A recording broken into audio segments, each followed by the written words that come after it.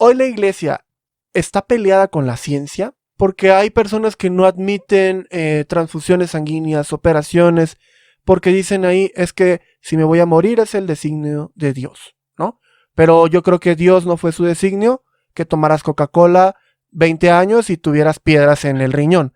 ¿Hasta qué punto la iglesia está de acuerdo con la ciencia? ¿O ya hay una comunión entre ciencia e iglesia? Mira, la iglesia, perdón, la fe no está peleada de ninguna manera con la ciencia, ¿no? Al menos hoy la iglesia no está peleada con la ciencia. Existe un documento, creo que es del Papa Juan Pablo II, que se llama Fides et Ratio, es decir, fe y razón.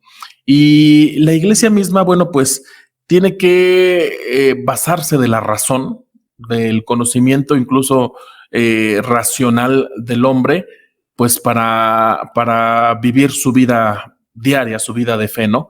De ninguna manera está enojada, separada, divorciada la fe con la ciencia. Al contrario, yo pienso que incluso la misma teología adopta metodologías racionales, sistemáticas, muy apegadas a la ciencia, pues para realizar su estudio, ¿no?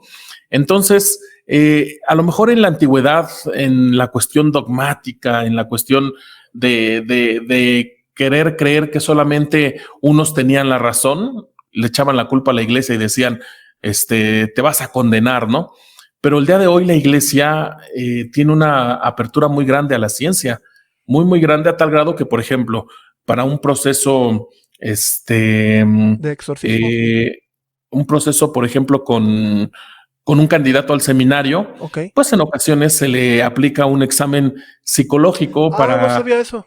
sí, para ver que la persona esté pues con una recta intención de hacerlo, para verificar que la persona pues no esté engañando, no tenga a lo mejor alguna, algún trastorno mental o algo que pueda dañar más adelante a su ministerio, ¿no? Entonces, la misma iglesia se vale de la ciencia como la psicología, como la medicina. Vemos a muchos sacerdotes, monjitas que tienen hospitales para realizar su servicio, ¿no? Entonces, al contrario, entre mejor estemos preparados y entre más estemos apegados a la ciencia como conocimiento real, verificable, yo creo que pues mayor riqueza vamos a tener en nuestra experiencia y vivencia de fe, ¿no? Yo recuerdo que a mí me dio dengue hemorrágico y una de las médicos era una monja y estaba yo en un hospital civil. Pregunta, si tú tienes hábito de, no sé, sacerdote, monja, ¿puedes ejercer tu profesión laica? Sí, claro que sí. Incluso, imagínate, a algunos sacerdotes se les pide especializarse, a algunas monjitas se les pide especializarse en determinadas carreras, ¿no? Ahí, por ejemplo, y todo esto depende mucho también del carisma, por ejemplo, de la congregación religiosa en la que te encuentres. Hay congregaciones religiosas como los franciscanos dedicados a atender a los pobres, ¿no?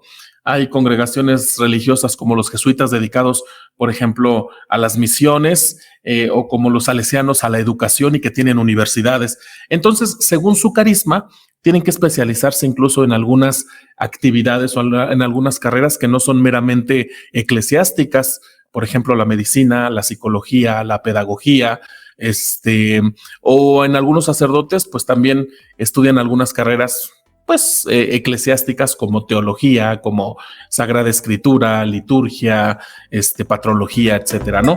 Pero sí, o sea, sí se puede.